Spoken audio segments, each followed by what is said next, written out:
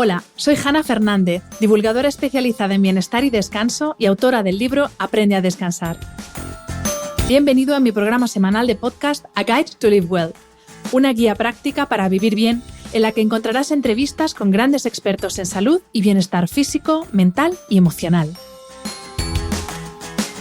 Una de las grandes incógnitas de la existencia humana es la relación mente-cuerpo, la relación entre el mundo físico y nuestra experiencia mental. Es una incógnita a la que se intenta dar respuesta desde hace siglos a través de disciplinas tan dispares como la ciencia, la filosofía y la teología. Un punto de partida para el estudio de estas cuestiones son las ECM, experiencias cercanas a la muerte relatadas por personas de todo el mundo desde hace miles de años. Hoy tengo el placer de charlar con la doctora Luján Comas, licenciada en Medicina y Cirugía con especialidad en Anestesiología y Reanimación. La doctora Comas es la vicepresidenta de la Fundación ICLOVI. Comenzó a investigar sobre las ECM cuando a su marido le diagnosticaron una enfermedad terminal.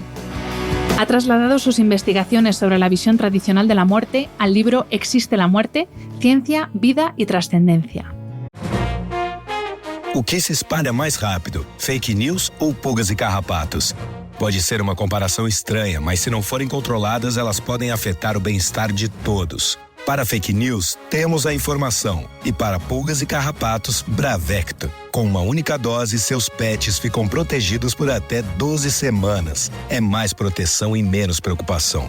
Tá em dúvida? Essa é fácil de checar. Bravecto dura mais. A Liberty Seguros agora é Yellow. Tudo aquilo que já era bom continua igual. Excelência e proximidade permanecem como nossa essência. Porque não é uma mudança, é uma evolução. A Yellow está sempre em sintonia com você. É liberdade com segurança. A melhor experiência acessível a todos os clientes, iluminando cada passo da sua jornada. Deixe essa luz iluminar seu caminho. Yellow Seguradora. Seguro para viver livre. Consulte seu corretor. Bienvenida, doctora, y muchísimas gracias por aceptar la invitación a este podcast. Bueno, ya hace mucho tiempo que tenía muchas ganas, Hanna, de estar en tu programa. Te agradezco mucho que a pesar de este largo tiempo de espera del COVID, nos hayamos reencontrado. Gracias y gracias a todos los que nos están escuchando. Sí, porque a lo que se refiere la doctora es que este episodio lo tendríamos que haber grabado el 13 de marzo de 2020, es decir, cuando nos encerraron a todos. Yo ese día debía estar en Barcelona grabando este y otros podcasts y bueno, pues vino la vida como vino y aquí estamos 2 años después y como me decía muy sabiamente la doctora antes, pues mejor, porque tenía que ser así y ya está. Tampoco hay que darle mucha vuelta, ¿no? Exacto. Pues, doctora, ¿te parece que te tutee? Te llamo Luján, ¿no? Por favor. Más por cómoda favor. toda este rato hablando. Pues, Luján, la primera pregunta que te quiero hacer es que nos expliques en qué momento empiezas tú a tener dudas o empiezas a plantearte cuestiones sobre la existencia o no de la muerte, tanto por cuestión personal como por tu trabajo día a día en las cirugías de urgencia. Pues la verdad es que mi vida ha estado rodeada siempre de la muerte, porque yo nací después de la muerte de una hermanita mayor de 5 años y de 2 abortos tardíos. O sea, yo fui un embarazo muy esperado, pero después de 3 episodios de muerte. Luego, mi hermano, el único hermano que me quedaba, murió a los 26 años. Mis padres han muerto, mi marido ha muerto. A mi alrededor ha habido muerte a nivel personal, ¿no? Y a nivel personal, pues de enfrentarme a enfermedades o que te hacen replantearte la vida y te hacen ver la muerte al lado y que forma parte de la vida. Pero además por mi trabajo. Claro, yo soy anestesista y hago reanimación, entonces a lo largo de mi vida he reanimado muchos paros cardíacos, muchos. Y siempre me preguntaba que por qué unos que iban muy bien, que los habías atendido inmediatamente, todo perfecto, que eran jóvenes y se iban, y otras personas que estaban llenas de complicaciones una tras otra, y salían. Entonces yo me planteaba, ¿habrá un horario de entrada y uno de salida? Porque realmente no se explicaba por las causas físicas. Y luego pues estaba en cirugía cardíaca como anestesista y hacíamos un tipo de intervenciones, unas urgencias muy complicadas. En esas urgencias se rompía el arco aórtico. Sabéis, y para los que no lo sepan, la aorta es la arteria que lleva la sangre con oxígeno a todo el organismo. Pues se rompía justo a la salida del corazón, que es donde daba la sangre a la cabeza y después a todo el cuerpo. Pero la sangre de la cabeza quedaba interrumpida. Entonces teníamos que hacer una circulación extracorpórea, enfriar todo el cuerpo, enfriar el corazón, además le poníamos hielo encima del corazón, aparte de la circulación, además se inyectaba por unos catéteres por las arterias una solución fría para parar el corazón. Después, cuando ya el cuerpo tenía una temperatura determinada, se miraba la temperatura de la cabeza. Toda la cabeza estaba envuelta en hielo. Entonces, cuando el electroencefalograma que marca la actividad cerebral estaba en 0, cuando el corazón con su electrocardiograma que marcaba 0 indicaba que no había actividad, cuando no había circulación, no había nada, parábamos todas las máquinas. Parábamos la máquina del bypass, de la circulación extracorpórea, parábamos el respirador, parábamos los sueros, nada, no había nada. El enfermo estaba con todos sus cálculos a 0.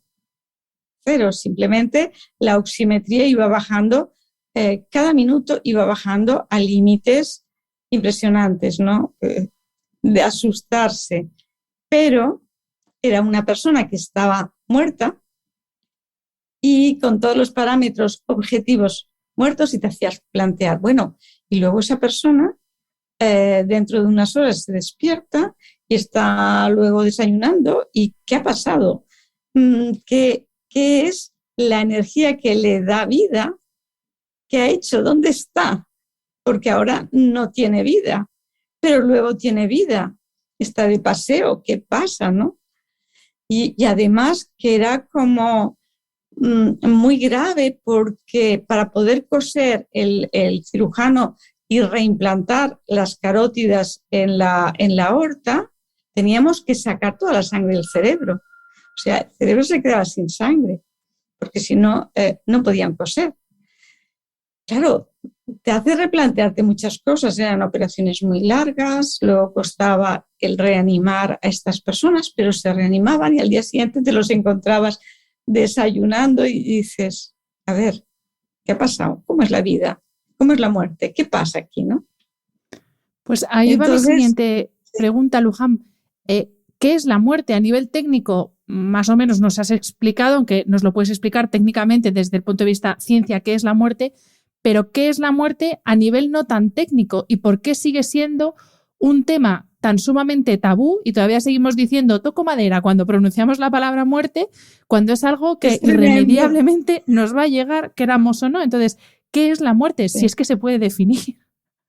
Mira, a ver, hay que cambiar todos los conceptos de muerte, porque con las experiencias cercanas a la muerte se han venido abajo todos los conceptos, pero lo que es la muerte aceptada hasta ahora se basa en 3 parámetros. 3 parámetros que es falta de actividad cardíaca, por tanto el corazón no late, no hay presión arterial, no hay oxigenación al cerebro ni al cuerpo. El segundo es no respiración espontánea. Son personas que hay que darles mascarilla o hay que intubarlos porque no respiran espontáneamente. Y luego, por tercera, es la ausencia de reflejos, nerviosos, de reflejos medulares. Estas 3 son lo que se establece internacionalmente como muerte. Lo que pasa es que actualmente se mira más que la actividad cardíaca, porque el corazón puede estar latiendo normal, es el cerebro. Si el cerebro no funciona, si el cerebro tiene un electroencefalograma anómalo o plano, eso es muerte cerebral. Y si a las X horas sigue con el electroencefalograma plano, se dice que la persona está muerta, aunque su corazón esté latiendo. Pero eso también habría que revisarlos, porque se ha visto que personas con un electroencefalograma plano, como son las ECMs, su cerebro, su conciencia más que su cerebro está funcionando. Y se ha visto también que en personas que podríamos decir que, que están en estado vegetativo porque no tienen las funciones de la conciencia y se han quedado solo las funciones básicas, como es el comer, el defecar o orinar, tienen movimientos incoordinados, no pueden hablar, necesitan asistencia 24 horas. Esas personas, en este momento que se dice que tienen conciencia en estado vegetativo, se está poniendo un interrogante, porque hay casos que se han estudiado en el que han visto que sigue existiendo la conciencia, simplemente que no está el mecanismo para que esa conciencia que existe se pueda manifestar. Y en cuanto a la muerte como tabú, pues claro, aquí venimos de una cultura ancestral, yo creo, de supersticiones, porque parece que si hablas de la muerte, cuidado, no venga. No hablemos, ya tendremos tiempo, porque parece que la vas a traer. Cuando todos sabemos que desde que nacemos ya estamos muriendo. Es que cada día se mueren millones de células y vuelven a nacer. Nosotros no somos este cuerpo físico, pero la gente parece que dices que si adelantas una persona que esté enferma y si le hablas de la muerte a la persona enferma, mal. Si hablas a una persona joven, no, pues, ¿de qué cosas? Es que parece que quieres estropear el día. Cuando entender la muerte como parte de la vida te ayuda a vivir, a valorar las cosas, a dar gracias por la oportunidad que es vivir y tener lo que tengo y a quien tengo. Y no sé, no valoramos lo que es la vida, lo que es la vista, lo que es el poder tocar, lo que es poder saborear, poder caminar. No valoramos hasta que lo perdemos. Y yo creo que teniendo presente la muerte en la vida, viviríamos con otro significado. No puedo estar más de acuerdo, Pues vamos a hablar, Luján, si te parece, de las experiencias cercanas a la muerte, que yo la primera vez que oí hablar de esto fue a ti precisamente en un programa de Cuarto Milenio. La gente que me sigue y me escucha habitualmente sabe que soy fan absoluta y que persona que sale en Cuarto Milenio yo intento entrevistarla porque la verdad es que vais gente alucinante. Y es la primera vez que oí hablar de las experiencias cercanas a la muerte.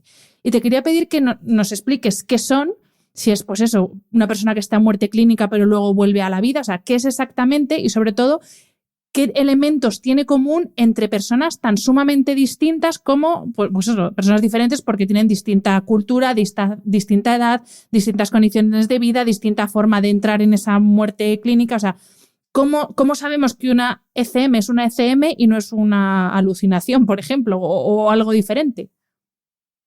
Bueno, mira, para la gente yo definir que ECMs, experiencias cercanas a la muerte, la voy a definir en un contexto de un hospital, un contexto médico. Lo otro pueden ser salidas del cuerpo, puede ser que te hayas tomado una droga, que uno tenga facilidades a través de una respiración, que pueda tener esa conciencia expandida. Eso está muy bien, pero para mí no son experiencias cercanas a la muerte.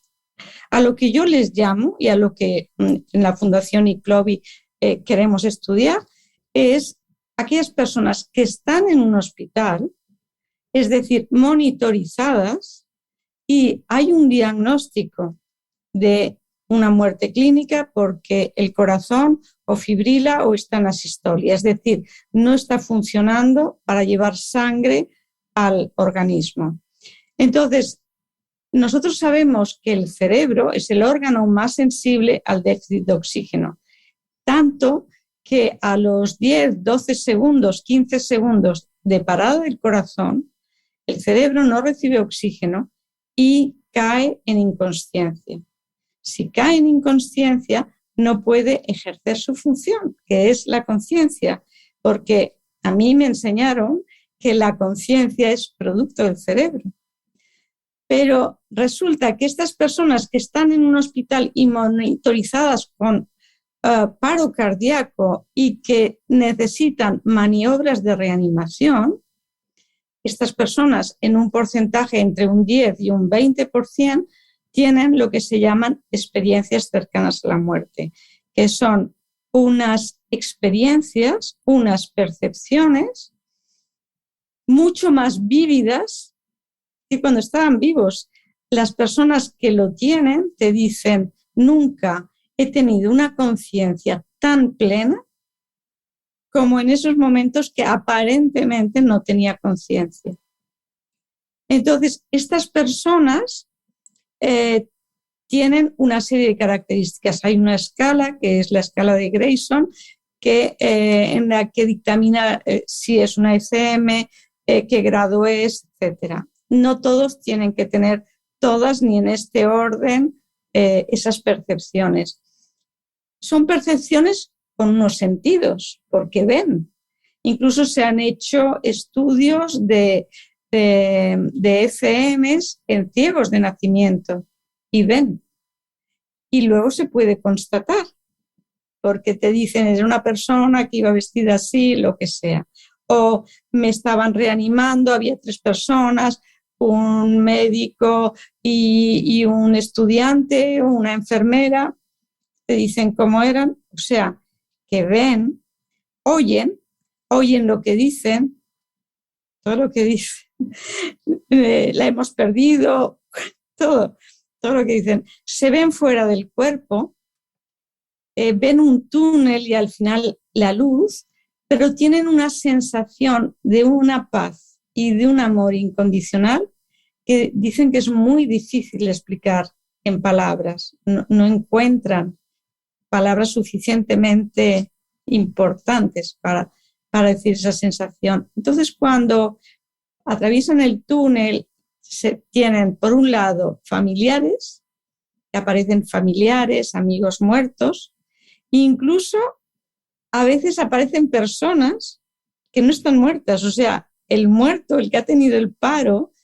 no sabe que esa persona está muerta. A veces no se lo han dicho por temor a que bajase su energía o que le afectase mucho. Y dicen, pero ¿tú qué haces aquí si tú no estás muerto? O sea, tienen conciencia de que están muertos, pero que siguen vivos.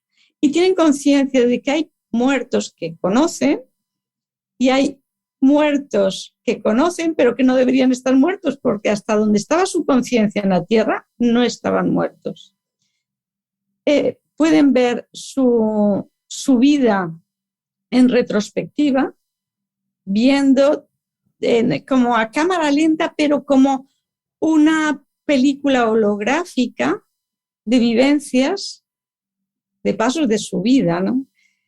Y nadie les juzga. Es uno mismo el que siente qué pasó en aquella ocasión, las palabras que dije, cómo afectaron, o este hecho, cómo afectó a esta persona, y uno siente el dolor del otro. O sea que, fíjate, vemos, oímos, sentimos, saben lo que los otros están pensando por telepatía, se comunican con estos seres por telepatía y tienen capacidad de hacer pensamientos difíciles, como es decir, fíjate, tú no deberías estar aquí porque tú no estás muerta. ¿Qué estás haciendo aquí, no? Hasta que llega un punto, una barrera que les dice que no pueden pasar y que tienen que volver. Y nadie quiere volver. Nadie quiere volver.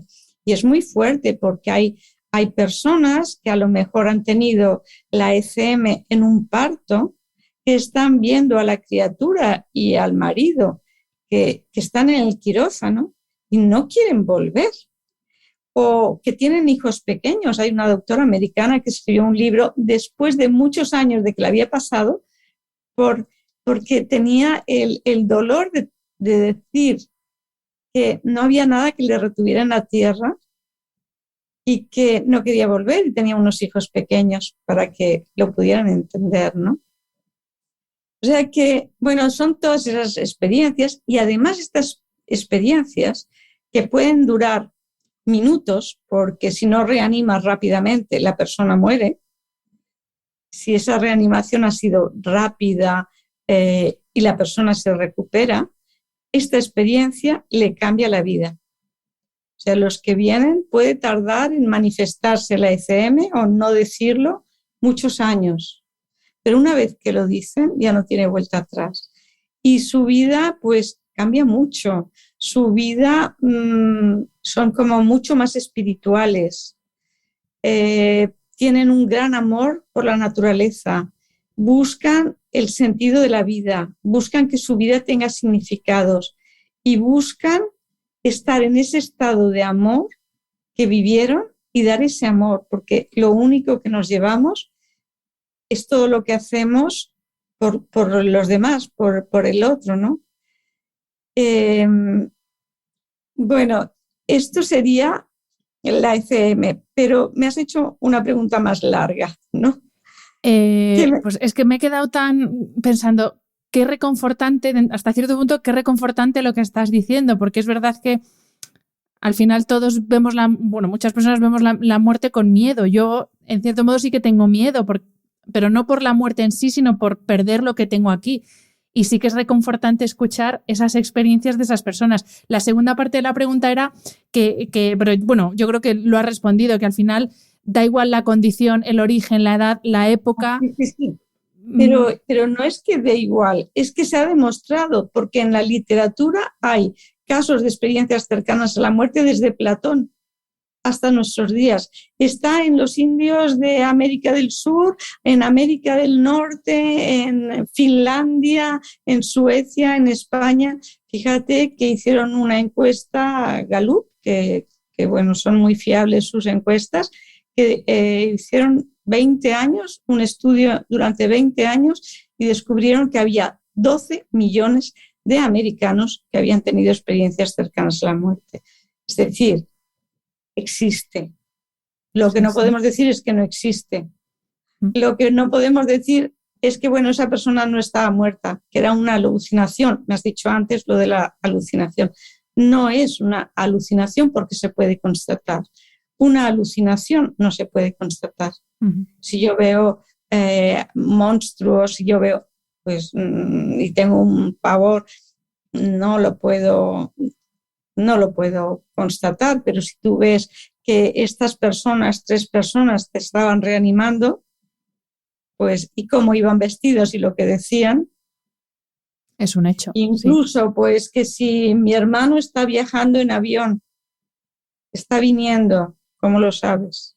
Si tú te están reanimando, estás muerta. Y otra cosa, que salen de la muerte porque la reanimación ha hecho muchos avances, si no se moriría. Si tú a esta persona no la reanimas, se muere. Por eso hay muchos autores que hablan de una muerte real, pero es una muerte real transitoria, pero es una muerte real. Luján, el episodio del programa que decía antes de Cuarto Milenio, en el que te conocí tu libro, llegó en un momento providencial a mi vida y a la de mi pareja, porque bueno, vivimos una muerte muy cercana en esos momentos y no te puedo explicar lo reconfortante que fue escucharte hablar o explicar el paso de la vida a la muerte como el paso de una cara de un folio como a la otra cara del folio. Me pareció tan bonito como lo explicaste, tan tranquilizador, y te quería pedir que nos explicaras nos dieras esta explicación y luego otras teorías que también he visto en el libro, pues desde la visión tibetana de los 2 hilos, la visión materialista, la del renacer, o sea, las distintas visiones que hay de este paso de un estado que es el de vida a otro estado que es el de muerte. Bueno, podríamos decir que el estado de vida al de muerte es que se va esa energía que le da vida al cuerpo, que le puedes llamar alma, le puedes llamar energía, le puedes llamar como tú quieras. Pero para la gente que tiene mucho miedo a la muerte, contarles la anécdota de que yo tenía una paciente que su madre hizo un paro y la hija no estaba preparada para el paro. Y bueno, se aferró a la madre, a que la madre viviese, y cuando despertó la madre, dijo que, bueno, dónde había estado, explicó todas las maravillas, ¿no? Y le dijo, pero hija, no tengas miedo a la muerte. Dice, es tan fácil. Dice, tú cuando estás en un sueño, ¿verdad que pasas automáticamente de un sueño a otro? No tienes que hacer nada. Es ese pase de página, ¿no? Tú duermes, estás en un escenario y de repente te encuentras en otro. Es tan fácil como eso. La madre vivió 2 años más y ya cuando se fue, su hija estaba preparada para la muerte de la madre. En cuanto me has hablado de la teoría tibetana y de los hilos, en la teoría tibetana tenemos el espíritu, el alma y la personalidad. El espíritu decide manifestarse en la tierra y lo hace a través del alma. Entonces envía 2 hilos que se anclan en el cuerpo físico a través del alma, ¿no? Un hilo es el hilo de conciencia que se ancla en el medio del cerebro, en una glándula muy pequeñita que se llama pineal, que es donde Descartes decía que estaba el alma, porque era el único elemento que no estaba repetido en el cerebro. Entonces ahí se ancla el hilo de conciencia y luego el otro hilo desciende hasta el corazón.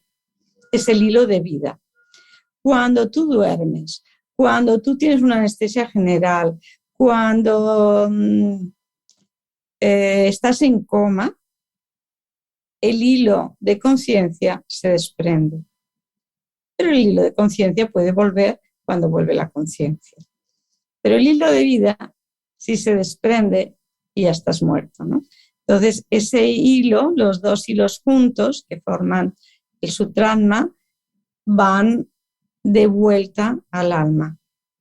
Y en otra encarnación vuelve a descender con toda la información que queda en esos hilos, ¿no? Ahí están lo que se llama los átomos permanentes, que son como unas semillas de todas las experiencias físicas, de todas las experiencias emocionales y de todas las experiencias mentales.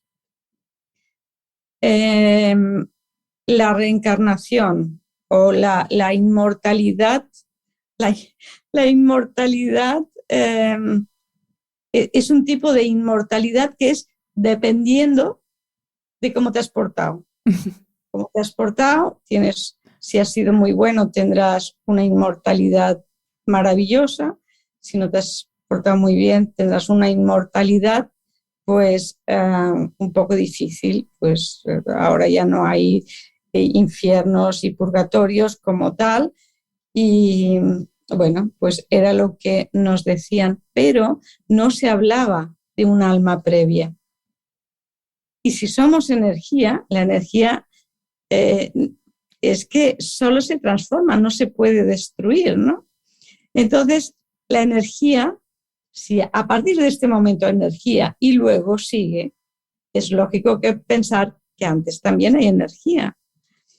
Y luego está la reencarnación, es pasar de un cuerpo que está muerto con unas experiencias que te enriquecen a pasar a otro cuerpo desde el nacimiento y vas adquiriendo experiencias en este caminar por la vida, que es un caminar de evolución de conciencia hasta llegar al regreso consciente a casa. Entonces, tú te vas reencarnando hasta que no tengas ningún karma, es decir, hasta que tu alma esté limpia, en equilibrio y que puedes volver solo en el caso que tú quieras hacer algo por la humanidad, no porque tengas que volver. Son los maestros, etcétera. Y en la reencarnación hay libros con unos análisis muy interesantes del doctor Jan Stevenson hizo un estudio de más de 3.000 casos de reencarnación en niños en India y en Europa. Y hace un libro, se llama 20 casos sugestivos de reencarnación. ¿Y había alguna pregunta más dentro de esta pregunta? No, eran las teorías, pero es que ahora estaba pensando, me voy a salir un poco del tiesto ahora con esta pregunta, pero me acaba de surgir.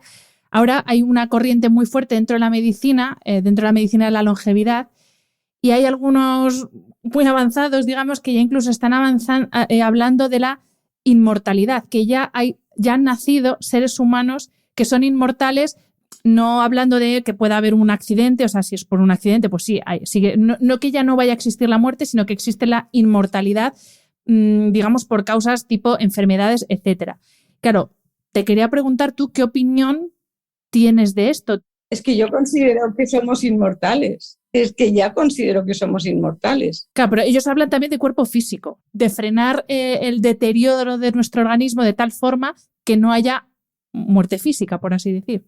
Sí, yo te digo que todo en la naturaleza tiene un equilibrio. Si nosotros nos dedicamos únicamente al cuerpo físico y no va acompañado del cuerpo emocional y del cuerpo mental y del cuerpo espiritual, fallará porque somos seres completos. Entonces, que en un momento determinado, debido a que por una elevación de tu espíritu, por un aumento de tu vibración, tus células vibren con otra frecuencia y no se enfermen, eso es otra cosa. O sea, pero poner el foco en la parte física es como decir que una enfermedad es un proceso físico. Claro que es un proceso físico, pero hay muchas más cosas. Y si no solucionamos las visiones de las cosas o cómo te tomas la vida o no cambias una serie de patrones, volverás a lo mismo. O sea, si todo eso se acompaña de que somos mucho más que un cuerpo físico y se miran todos los aspectos, me parece maravilloso. ¿Por qué no? Pero es que no necesitaremos ninguna técnica, porque nosotros a través nuestro y a través de una elevación de la vibración, pues a través de la meditación, del sonido, de vivir con la naturaleza, esas células tienen otra energía, otra vibración. Y a propósito de, pues eso, de que tú ya crees que somos inmortales, creo que es en el libro donde lo dices que el alma tiene capacidad de sobrevivir a la muerte del cuerpo. Y esto querría enlazarlo con otra idea que para mí es muy reconfortante, que es que aunque nos vayamos de este mundo físico que conocemos, de alguna forma a través de nuestra alma seguimos conectados a las personas que se quedan aquí. Y te quería preguntar si eso es la trascendencia. Bueno, de entrada, todos somos trascendentes, no hay que esperar a después de la muerte. Estamos aquí por una trascendencia, incluso a veces yo me he encontrado que acompañando a personas que son ateas, en el momento que se van, hacen una revisión de su vida y si su vida ha tenido sentido. Para mí eso es trascendente. Entonces, trascendente es dar un simbolismo, es que tenga un valor, un significado, algo más, ¿no? Entonces, no hay que esperar a la muerte. Me hablas de la muerte, que el alma puede sobrevivir a la muerte del cuerpo físico, pero es que no es que pueda sobrevivir, es que nunca está afectada por ese cuerpo físico. Al revés, es el alma o energía la que da vida a ese cuerpo físico. ¿Sabes? Entonces, lo que se muere es el cuerpo físico. Si tú tienes dos cuerpos, un cuerpo vivo y un cuerpo muerto, si tú miras anatómicamente, son iguales. Tienen los mismos órganos, los mismos aparatos, los mismos sistemas, el mismo número de células, todo igual. Pero uno tiene vida y otro no. Y cuando uno ve a una persona muerta, es una sensación impresionante de que es un cascarón vacío, de que el ser que vivía allá ya no lo habita. Es impresionante. Entonces, es como, con todo respeto, es una cosa que está allá, que es materia, pero que no es nada. El ser sigue viviendo. Entonces, a través de física cuántica, sabemos que dos electrones de un mismo elemento, cuando se separan, y se pueden separar a años luz, porque además se ha hecho desde la época de Einstein. Este experimento, y siempre ha dado lo mismo. Si a uno alteras su campo electromagnético, alteras el spin, es decir, el ángulo de giro, el otro instantáneamente cambia el giro suyo y siguen siendo complementarios. Y Einstein decía que esto era un efecto fantasmagórico porque nada puede ir más rápido que la velocidad de la luz. Pero resulta que es un patrón de información. Y como información es instantáneo, está la información allá, ¿no? Y bueno, pues imagínate, en primer lugar, todos provenimos del Big Bang, o sea que todos estamos unidos. Pero ¿cómo no un hijo a su madre que ha estado en su vientre, que ha comido lo mismo, que ha sentido lo mismo, con las mismas hormonas, los mismos pensamientos, los mismos sentimientos? Hay una unión indescriptible que existe. Fíjate cuántas madres hay que tienen telepatía con los hijos o adivinan una serie de cosas. Pues igual con las personas que están unidas, que forman una familia, las personas que quieres. No hay lazo más importante que el del amor. Entonces, esas personas, esos seres, están unidos a nosotros. O sea, muere el cuerpo físico, pero su energía está más en nosotros que antes, porque está en el corazón. Ya no hay distancia, ya no hay separación. Y bueno, pues la esperanza es que están dentro de nosotros. Hasta ahora hemos hablado de las personas o que mueren o que sufren una ECM, pero me gustaría que hablásemos ahora, porque también tienes experiencia en ese sentido, Luján, de las personas que se quedan aquí cuando alguien muere y de lo importante que es llevar el duelo o pasar el duelo. Y es verdad que en el mundo actual en el que vivimos, en el que todos tenemos que ser felices 24 horas al día y además contarlo en redes sociales para que quede constancia, y en esta corriente de positivismo y de que todo está bien y que no pasa nada y que las emociones negativas fuera, no, cómprate algo y ya verás cómo se te pasa, estamos alimentando quizá ese tabú que ya teníamos sobre la muerte, ¿no? Y es como, aunque haya pasado y tú estés triste, como que no se habla. Entonces, ¿cómo se puede sobrellevar una situación tan dolorosa? Porque es así, es que es inevitable, es que duele, como es el duelo, y si hay alguna forma de afrontarla, no te voy a decir con optimismo, pero bueno, desde una posición más calmada, no sé cómo decirlo, la verdad.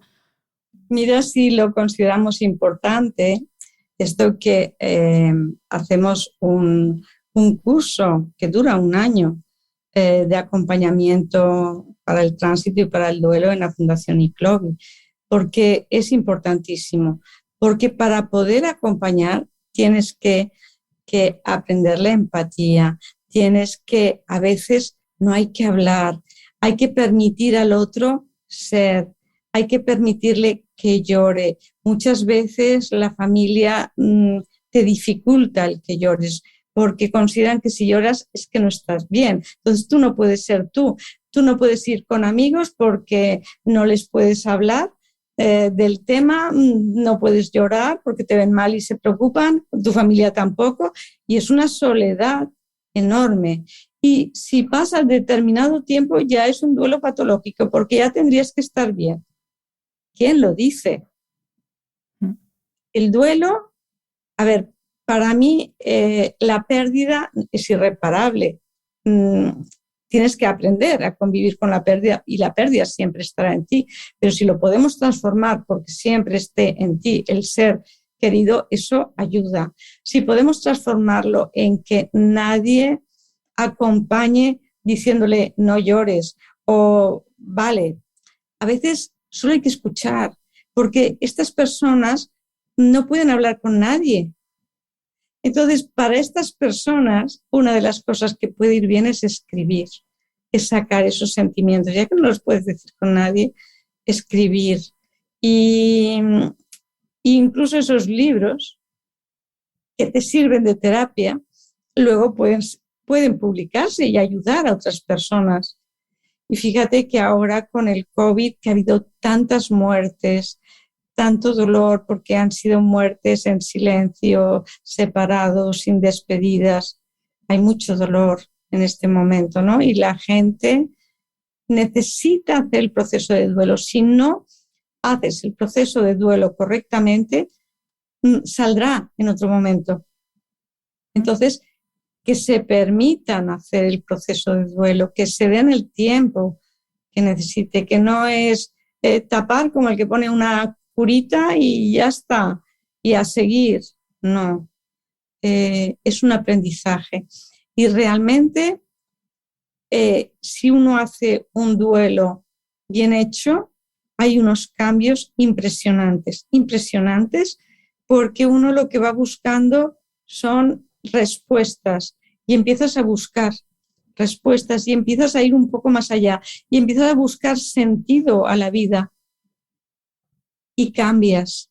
Y al cambiar tú, cambia todo a tu alrededor. Yo a veces creo que los que se van para que los que quedamos hagamos el cambio. ¿Sabes? Yo creo que sí. Entonces hay que verlo como esa crisis del duelo transforma esa oruga en mariposa. Es una oportunidad. Y hablando de oportunidades, Luján, claro, tú has tenido contacto con personas que han experimentado una ECM, pues no sé, creo que has estado más de 30 años, ¿no? En la práctica médica, o sea que has tenido experiencias de sobra. Y nos decías antes que, bueno, que ninguno quería volver, eso para empezar, pero luego ya una vez que han vuelto, ¿qué contaban cuáles son esas grandes lecciones o esos grandes cambios que hicieron después de esa experiencia en su vida? Para ver si los que todavía estamos aquí nos ponemos un poco la pila y dejamos de ver pasar la vida sin aprovecharla y sin disfrutarla. ¿Cuáles son esas grandes lecciones o esos grandes cambios de creencias incluso y de valores que experimentaron estas personas? Tienen cambios tan importantes que en los estudios, una de las secuelas, entre comillas, son las separaciones. Hay un 70% de separaciones.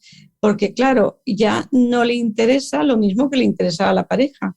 La cosa material ya no interesa. El tener todo esto, el aparentar, no interesa. Interesa todo aquello que tú puedas dar. Interesa todo aquello que tenga sentido a tu vida, que le dé significado, que hayas aprendido. Y el aprendizaje de todo es el amor. O sea, es cómo vivir el amor y cómo dar amor. Y te vas con esa maleta y solo te vas con lo que hayas experimentado como amor.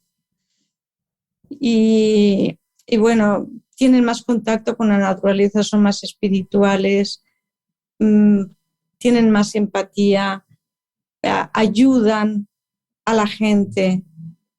¿Sabes? Es que yo creo que venimos dentro de todas las cosas que venimos a hacer, una y muy importante son las relaciones. A ser parte de una gran familia humana, a darnos lo mejor.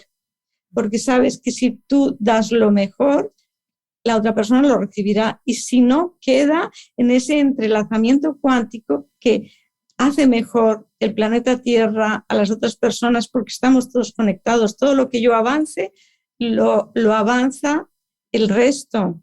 Por eso no hay pasos pequeños. Y que hay que cargar la maleta para el momento de ir, habiendo sido nosotros. Que cada uno de nosotros es diferente.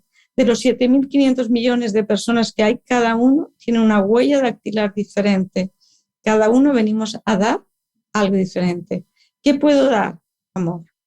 Esto es lo primero. Amor.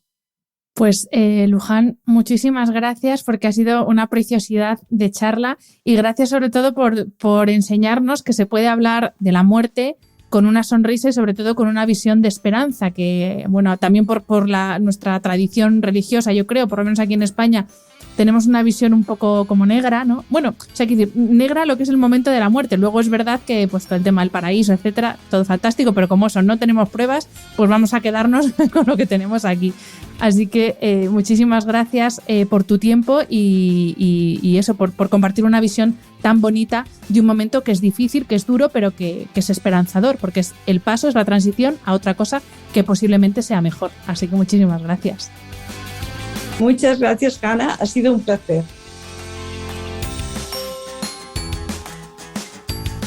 Espero que hayas disfrutado del episodio.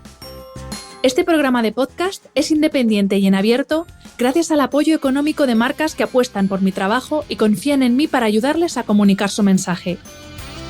Los expertos que aceptan mi invitación a intervenir en este programa no tienen ningún tipo de vinculación con dichas marcas a menos que se especifique lo contrario. Y todo el contenido de mi podcast, página web y redes sociales que haya sido patrocinado irá acreditado como tal.